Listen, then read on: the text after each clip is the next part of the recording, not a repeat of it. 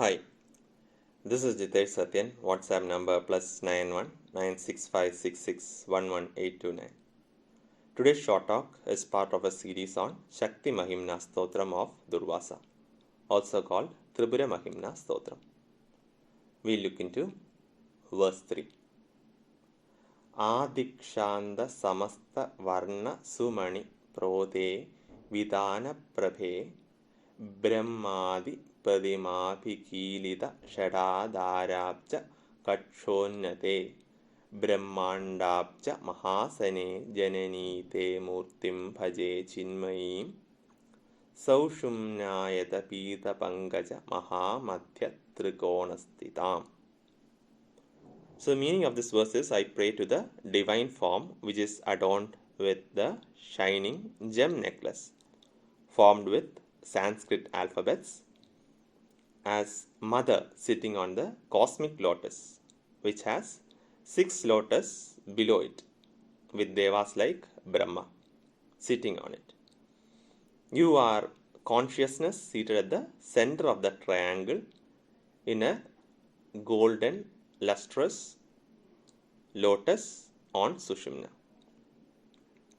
So that's a basic understanding of the meaning from that particular verse, which directly gives the details on the Shat Chakras with the goddess in the Sahasrara and the Shat Chakras below it with other devatas on it.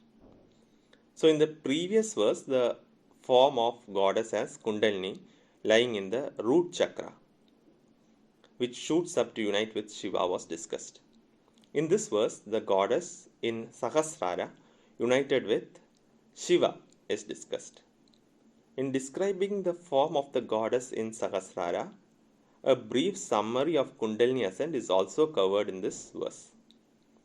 Some basic concepts of Kundalini is required to understand this verse, and scripture titled Shat Chakra Nirupana can be referred for details on the 6 chakras. Kundalini is not just a tantric or agamic concept. It is also mentioned in many Upanishads. A few of them is Nirvana Upanishad of Rigveda, Kundika Upanishad, and Yoga Chudamani Upanishad of Samaveda, Yoga Kundalini Upanishad, Dhyana Bindu Upanishad, Varaha Upanishad, and Yoga Tattva Upanishad of Yajurveda, Sandilya Upanishad of Atharva Veda. So all these are have Kundalini discussed in its verses. Edwin Steinbrecher, in his book Inner Guide Meditation, a spiritual technology for the 21st century, mentions that concept of Kundalini is also present in teachings of many other spiritual communities like American Indian, Mayan scriptures where it is called Hurakan, and African Zulus calls it the fire of gods.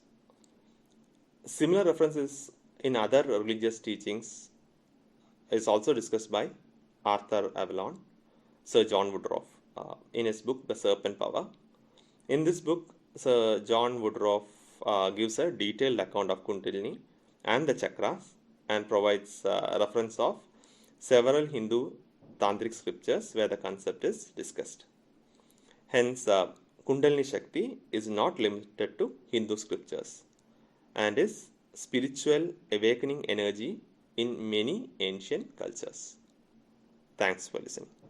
We'll discuss more of verse 3 in the next few talks. Thanks for listening.